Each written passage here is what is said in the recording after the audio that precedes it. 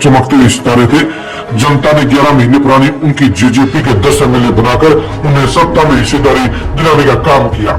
सबसे कम उम्र में दुष्यंत चौटाला हरियाणा के डिप्टी सीएम भी बन गए, लेकिन दुष्यंत चौटाला अपने इस उभार को, अपनी इस चमक को बरकरार नहीं रख पाए और दुष्यंत चौटाला से हरियाणा की जनता बेहद खफा होगी। उनके हजारों साथी भी उनका साथ छोड़कर घर पर बैठ गए, क्योंकि दुष्यंत चौटाला का ना बोल अच्छा था, ना व्यवहार अच्छा था और ना ही वो जनता की कसौटी पर खरा उतरे। इसलिए खुद चुनाव की जनता ने भी दुष्यंत चौटाला को रिजेक्ट कर दिया।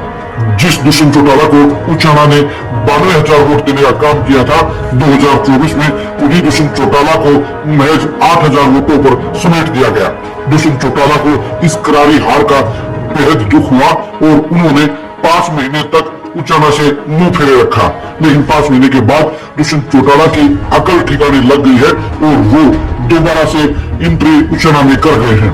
दुष्यंत चौटाला ने कल 4 गांव में जाकर जनसंपर्क किया, अपने साथियों से मुलाकात की और हालात को भांपने का काम किया। दुष्यंत चौटाला ने ऐसा करके समझदारी दिखाई है, क्योंकि सियासत में हार और जीत तो चलती रहती है, लेकिन मैदान छोड़कर भागना कोई समझदारी नहीं कही जाती। वैसे भी दुष्यंत चौटाला ये इंतजार कर रहे थे कि उचाना के लोग उन्हें बुलाने के लिए आएंगे, लेकिन उचाना के लोगों ने उनकी तरफ रुख नहीं किया, उनकी सुध नहीं ली और ये दिखा दिया कि उन्हें अब दुष्यंत चौटाला की जरूरत नहीं है। यही वो पड़ाव है, यही वो मोड़ है, यही वो सच्चाई है जो बता गई कि दुष्यंत चौटाला को खुद उचाना के गांव में घूमना होगा, घर बैठे हुए साथियों को मनाना होगा और अपनी गलतियों के लिए माफी मांगनी होगी, तभी वो उचाना के दिलों में फिर से राज कर पाएंगे। दुष्यंत चौटाला ने अब उचाना के अंदर फिर से एक्टिविटी शुरू कर दी है, लेकिन उनके लिए उचाना में अभी हालात अच्छे नहीं है, क्योंकि एक तरफ जहां देवेंद्र अत्री एमएलए बनने के बाद अपने सहज स्वभाव के साथ उचाना के लोगों के साथ मेल मिलाप बना रहे हैं, अपनी इमेज को बढ़िया करने की कोशिश कर रहे हैं, तो वहीं पर बीच बीच में ब्रजेंद्र सिंह भी अपनी हाजिरी लगा रहे हैं। वो 32 वोटों की हार को बदलने के लिए हाई कोर्ट की शरण में भी जा पहुंचे हैं।